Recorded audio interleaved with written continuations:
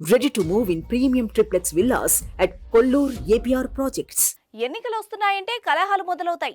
రాజకీయం కోసం నిలబడే నాయకుడి కోసం అన్నదమ్ములు, అక్క చెల్లెళ్ళు, తల్లిదండ్రుల మధ్య కూడా అభిప్రాయ భేదాలు తలెత్తుతాయి.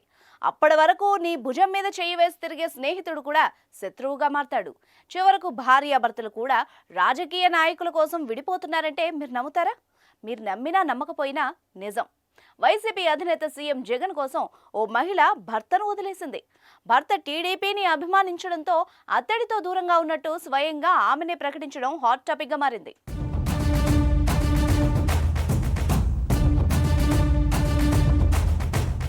ఏపీలో ఎన్నికలు దగ్గర పడుతున్న వేళ మీడియా ప్రజాభిప్రాయాల మీద ఫోకస్ చేసింది. ప్రధానంగా గ్రామాల్లో ఉన్న మహిళల అభిప్రాయాలు సేకరిస్తున్నారు.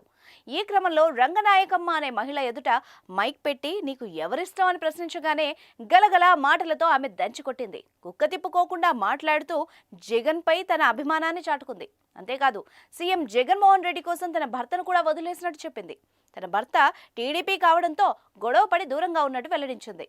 జగనన్న పాలనలో పేద ప్రజలు అందరూ అన్నం తింటున్నారని, పిల్లలకు చదువులు బాగున్నాయని కొనియాడుతూ చెప్పిన రంగనాయకమ్మ వీడియోలు ఇప్పుడు సోషల్ మీడియాలో వైరల్ అవుతున్నాయి. వైసీపీ శ్రేణులు సైతం రంగనాయకమ్మ వీడియోను తెగ వైరల్ చేస్తున్నారు. అయితే మరికొందరు మాత్రం ఆమెను విమర్శిస్తున్నారు. రాజకీయం కోసం కట్టుకున్న భర్తను వదిలేయడం ఎంతవరకు కరెక్ట్ అంటూ ప్రశ్నిస్తున్నారు. ఏదైనా అభిమానం హద్దులో ఉన్నంత వరకు బాగానే ఉంటుంది, కానీ హద్దు మీరితే ఇబ్బందులు వస్తాయని సూచిస్తున్నారు. దీనిపై మీరేమంటారో కామెంట్ చేయండి.